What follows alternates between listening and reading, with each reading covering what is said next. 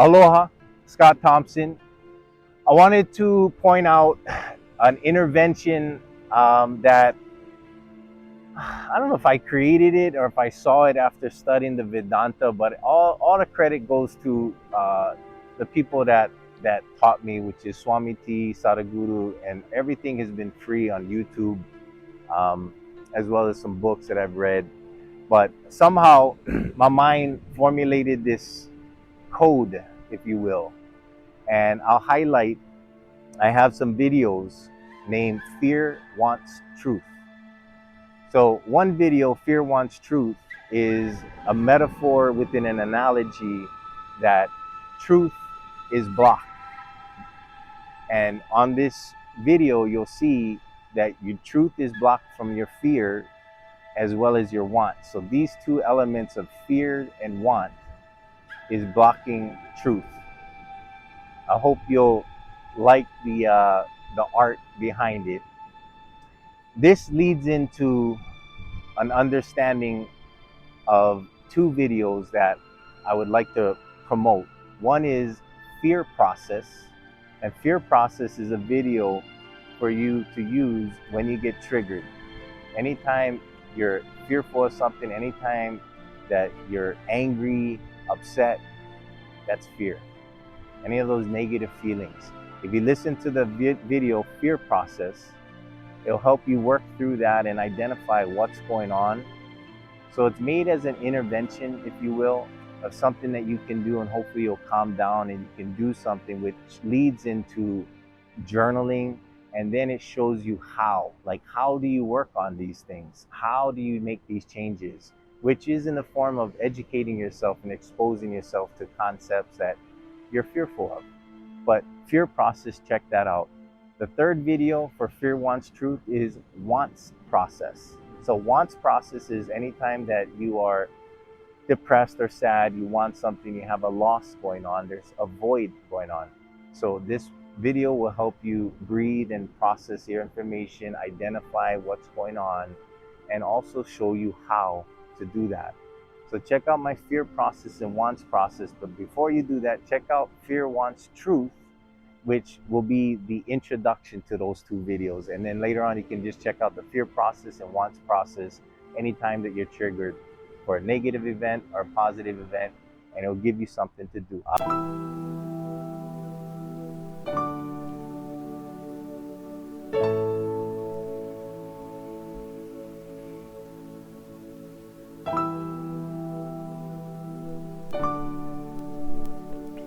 These circles represent your mind, and it also represents an ability we'll call discernment.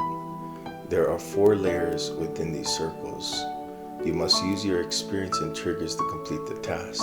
If not, you failed and the triggers won. To succeed at the game of life, use your triggers instead of them using you. You'll find it's a lot more fun than observing your mind. In time, at the very least, you won't be as compulsive. Along the way, you'll start seeing things clearer, and you'll start seeing truth.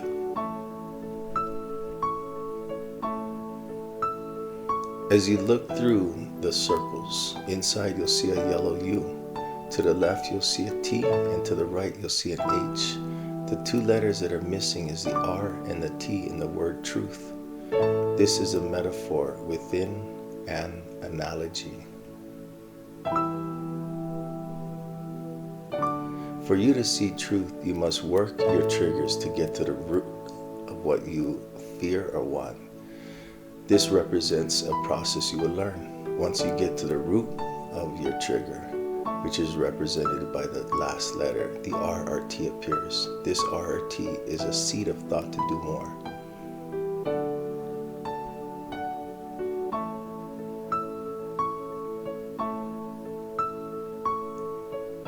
For now, fear represents a process.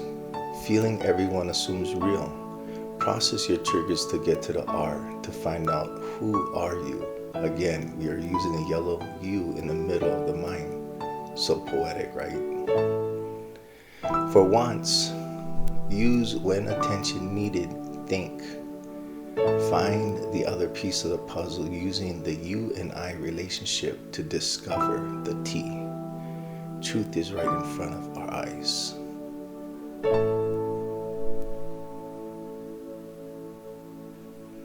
I have videos named Fear Process and Want Process.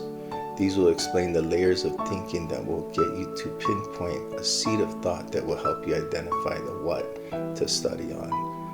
Also, will give you the how to study to discern and build tolerance. These videos will show you how to journal and work on yourself. Most of us will be able to comprehend this process. It's easy enough to do in your head. If you don't actually do the writing down, basically the fun stuff, you may not experience feeling like being a kid again, which I think is kind of what this does for us. If you're experiencing a rough time, getting triggered a lot, great. Now you can do work.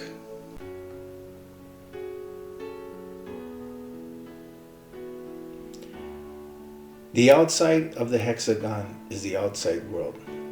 Think of this as how others are experiencing you, specifically your actions. The inside of the hexagon represents your mind. The layers of the hexagon represent a process. As you draw deeper into your mind or wants, we simplify that thought to a word, phrase, or a common thread of thinking. Inside the hexagon is a process of discernment, self-inquiry, and the how. In doing this process, you are learning discernment and awareness. This list gives you also the what for you to work on, what to provide yourself in self-love. This list of wants is to be worked on and not ignored. What to do is another process. See how. To work on the list of wants, this is the T at the ending point of want. This is the root of thinking. Cultivate the seed of desire, heal it, love it, and learn how to do that. The hexagon is also positive action, meaning what you put your energy and time into, trying to obtain subconsciously, as you will realize you're spending too much time and energy on things that never matter and are not real. This process will build awareness with tolerance and will teach you discernment. Simple terms, you'll stop your engine from trying to get what you want subconsciously. Then and only then will your engine be running on the optimum level to get anything you desire. The trick is knowing this engine runs on desire. This, my friend, is a fuel of fools or champions. Consciously desire truth, desire to learn, desire without your mind, and you will find freedom to achieve realistic desires. Discern through unrealistic subconscious needs. Just be aware this engine is on, and just don't engage the gear. Breathe and sit. Your answer will come to you in meditation and calmness. Red indicates action outward, subconscious, to stop or be aware of. Yellow indicates action inward, your mind's new process of discernment and learning. Green indicates action outward, that is consciously and fully aware. First, the outside world, specifically the relationship between you and I, to find the T in want. This means be aware of the things you want or desire from others. Use your personal relationships to search for anything you want from your mother, your father, your lover, ex-lover, child. Anyone can be used in this process. Note, this is not about your wants of millions of dollars or to be famous. This is specifically a list of non-tangible things your mind shows you in the form of desires, expectations, wants, or needs. This, my friend, is your void that needs to be healed, not ignored. It feels tangible and real. However, in time, you'll see something different. This void we feel creates action and will. For just some time, stop pursuing the mind. Don't go to the other to ease your mind. Action must be seen as ineffective and fatalistic to fill this void, which means you grow awareness. Moving or doing only creates more entanglement and never feeling content. The truth is that you are perfect and only believe you need something. You just don't know what that is consciously. This will help you. 3. Inside the hexagon is a process done primarily in our minds. This is a process to formulate discernment and awareness. Doing this process will help you learn discernment and become better at this skill. Think of this process as we're learning how to identify the root of a plant, starting with the branches of wants to the roots of needs.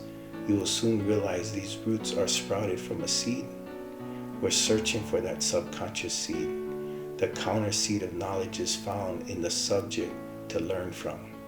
Desire this consciously, and this seed will grow taller than any oak tree. As for the other subconscious seeds, let's say they're more weeds. In time, you'll learn to tend to your garden, only planting consciously chosen seeds of desire.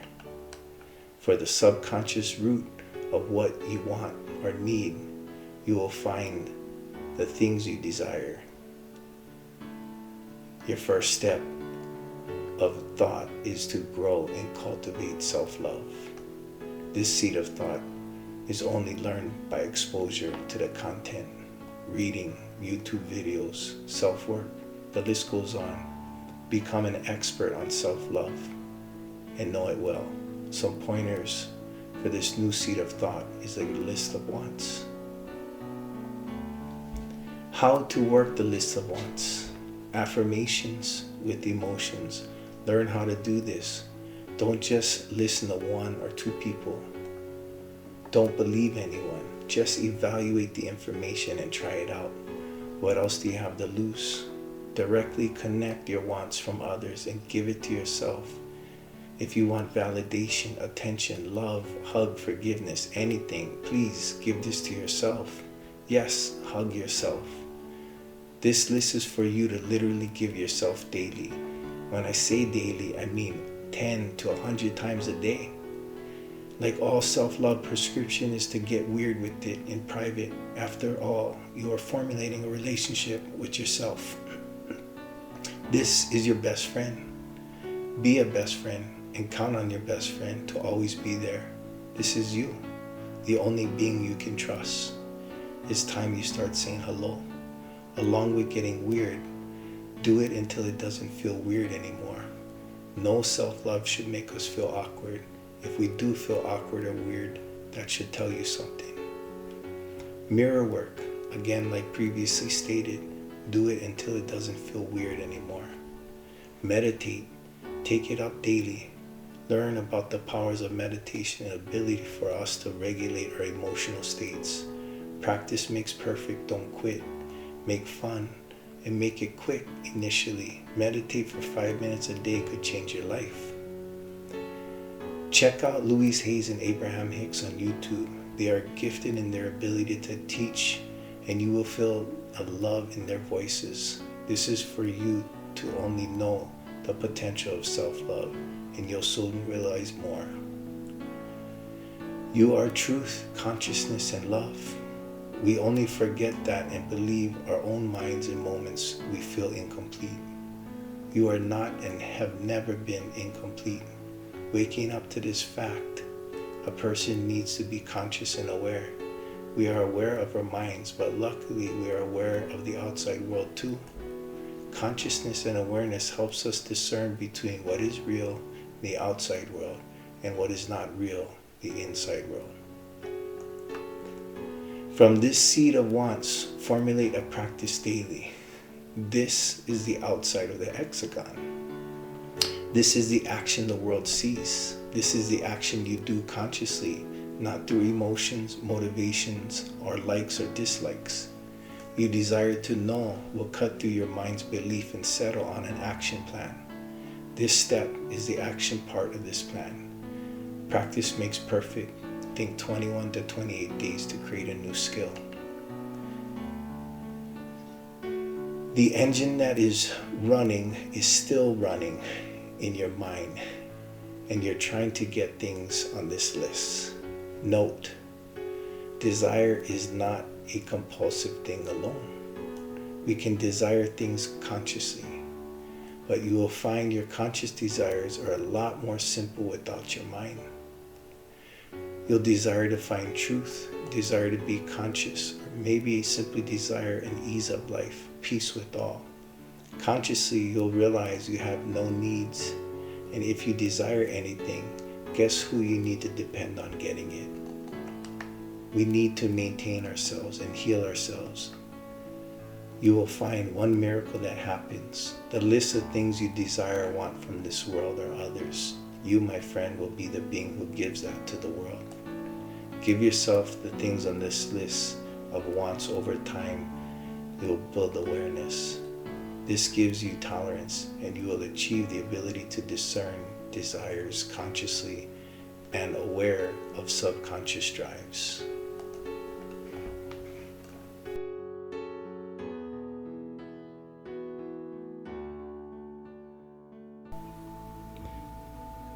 This worksheet reflects your compulsive mind, the internal action to avoid things you fear subconsciously. This is the negative action of your mind. The outside of the hexagon is the outside world. Think of this as how others experience you. This is your action. The inside of the hexagon is your mind. As you identify your triggers, you will start a discernment process to discover the root of all triggers is fear. This discernment will teach you the process to find the what and show you how inside the hexagon.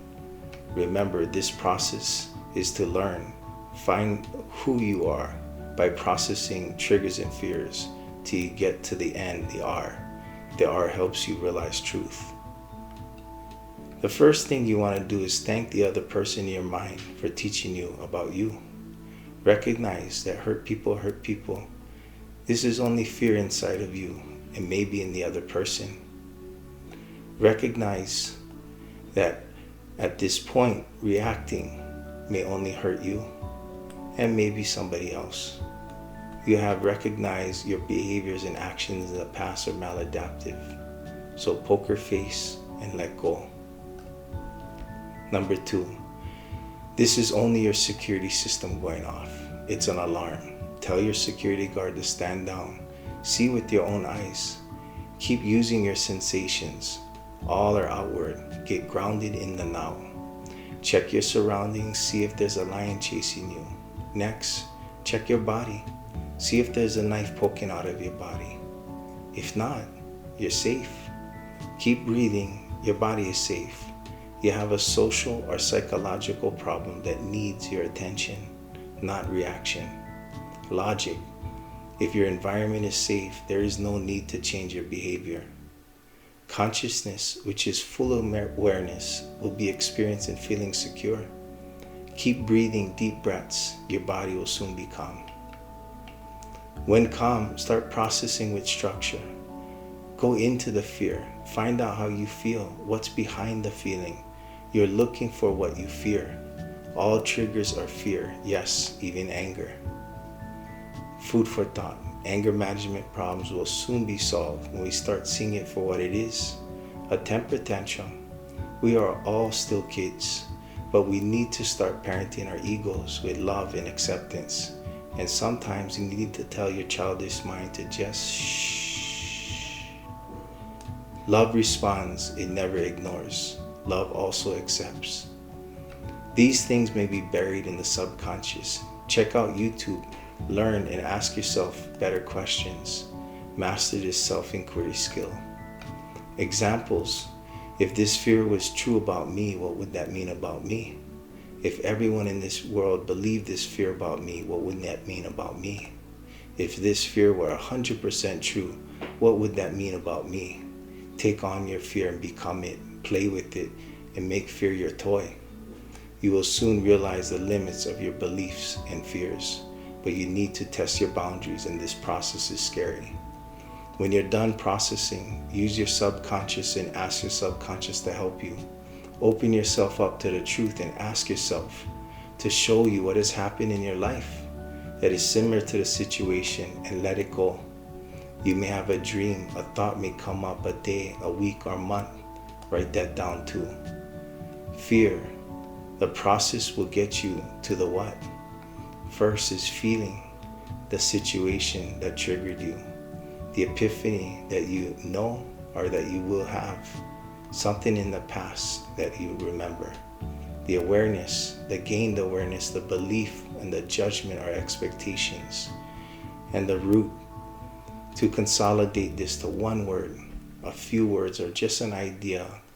This is the R, the last letter in the pinpoint of fear. Find out who you are to see truth. Once you get the what, this seed of thought will help you on the how. How do you do it?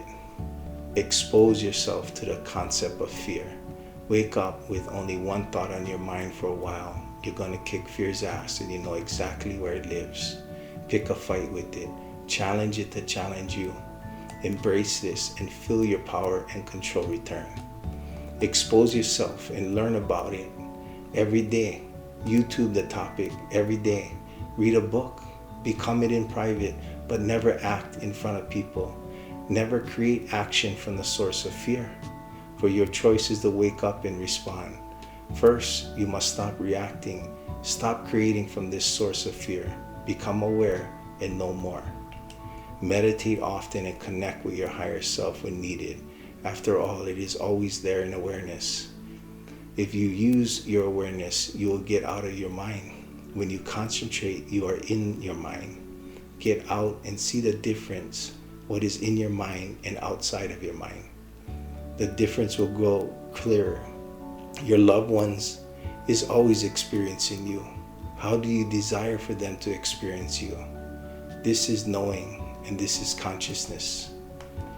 Number 4, keep a journal and write down things you discovered. This is a quest to figure out who are you. These are your clues to figure out. This is the fun part. Remember, action is what we do. So actually make yourself do. Start with being structured and stick to the action part. Just write things down. This gives you the ability to see your mind on paper. When it is out of your mind, you will start developing an action plan using the how method. Number 5, lastly, when calm and you know the problem, take a moment and think about what you want. Take into account the other's perspective and your own. Is there a win-win strategy? In consciousness, you'll find truth. Both are only experienced in the now. Now answer if you want to respond or not.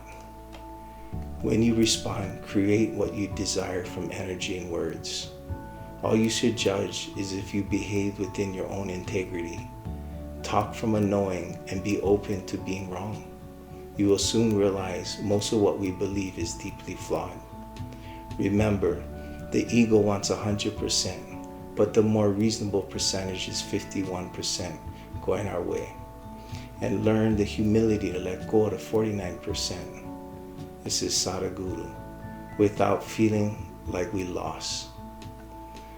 What you gain is creating something yet to come, and stop creating the pain.